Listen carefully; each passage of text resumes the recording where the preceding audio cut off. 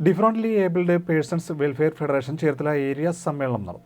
ശാരീരിക മാനസിക വെല്ലുവിളികൾ നേരിടുന്നവരുടെയും അവരുടെ രക്ഷിതാക്കളുടെയും ഉന്നമനത്തിനും അവകാശങ്ങൾക്കും വേണ്ടി പ്രവർത്തിക്കുന്ന സംഘടനയാണ് differently abled persons welfare federation area സമ്മേളനം സംസ്ഥാന ജോയിന്റ് സെക്രട്ടറി ആര്യ ബൈജു ഉദ്ഘാടനം ചെയ്തു.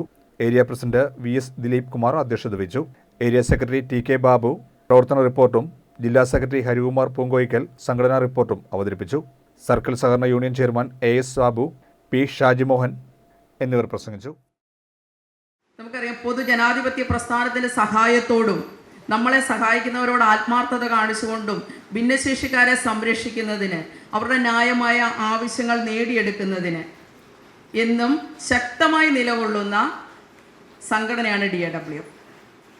കേന്ദ്ര സംഘടനയായിട്ടുള്ള NBRDയിൽ അഫിലിയേറ്റ് ചെയ്ത് കേരളത്തിൽ പ്രവർത്തിക്കുന്ന ഒരു സംഘടന കൂടിയാണിത്.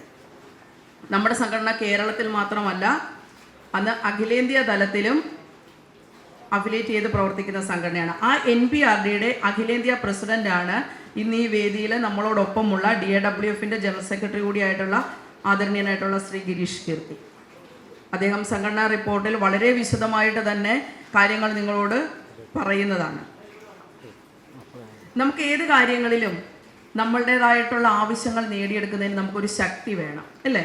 നമ്മളെല്ലാവരും നമ്മൾ നാടൻ ഭാഷയിൽ പറയുന്നത് പോലെ തന്നെ ഒരു ഈർക്കിലി മാത്രമായി കഴിഞ്ഞാൽ അതിനെ നമുക്ക് ഒടിച്ചു കളയാനായിട്ട് സാധിക്കും. പക്ഷെ ആ ഈർക്കിലികൾ കൂടിക്കൊണ്ട് ഒരു കെട്ടുറപ്പുള്ളൊരു ഒരു കെട്ട് ചൂലായി കഴിഞ്ഞാൽ അതിനെ ഒടിക്കാൻ സാധിക്കുമോ? സാധിക്കത്തില്ല. അപ്പോൾ ആ രീതിയിലേക്ക് നമ്മൾ മാറണം.